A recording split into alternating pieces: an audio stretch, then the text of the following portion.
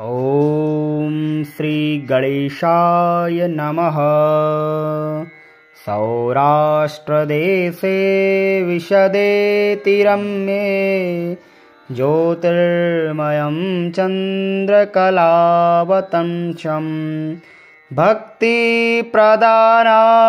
कृपावतीर्णं तं सोमनाथं शरणं प्रपद्ये। श्रीशैलशृङ्गे विबुधातिसङ्गे तुलाद्रितुङ्गेऽपि मुदा वसन्तं तमर्जुनं मल्लिकपूर्वमेकं नमामि संसारसमुद्रसेतुम्। अवन्तिकायां विहतावतारं मुक्तिप्रदानाय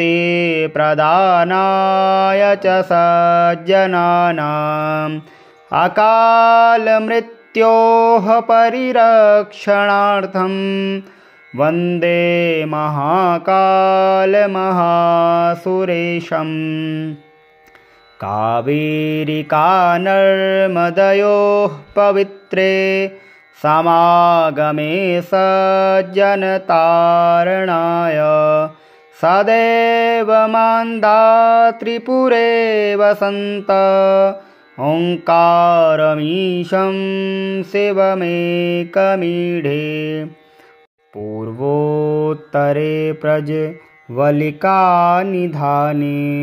सदा वसन्तं गिरिजासमेतं सुरासुराराधितपादपद्मं श्रीवैद्यनाथं तमहं नमामि। याम्ये सदङ्गे नगरेतिरम्ये विभूषिताङ्गं विविधैश्च भोगैः सद्भक्तिमुक्तिप्रदमीशमेकं श्रीनागनाथं शरणं प्रपद्ये।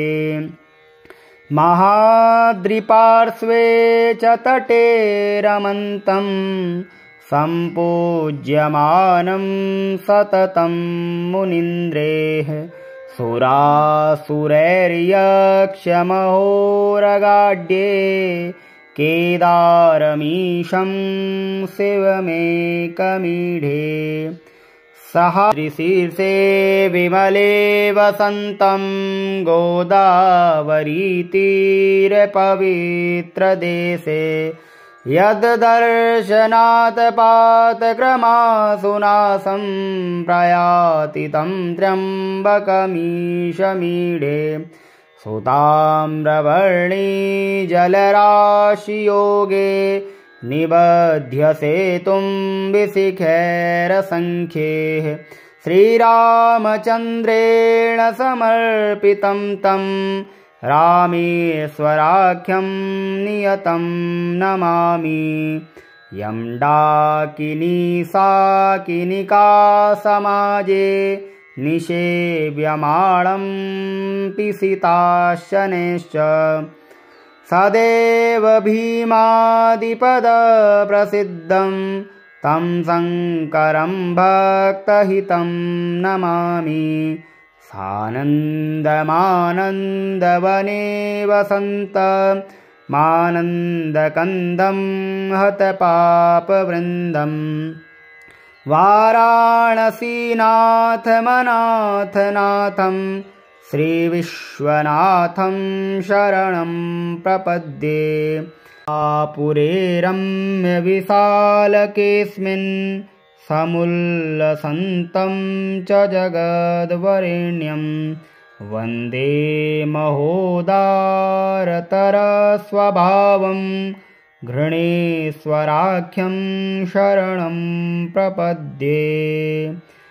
ज्योतिर्मयद्वादशलिङ्गकानां शिवात्मनां प्रोक्तमिदं क्रमेण स्तोत्रं पठित्वा मनुज्योतिभक्त्या फलं तदालोक्य निजं भजेच्च।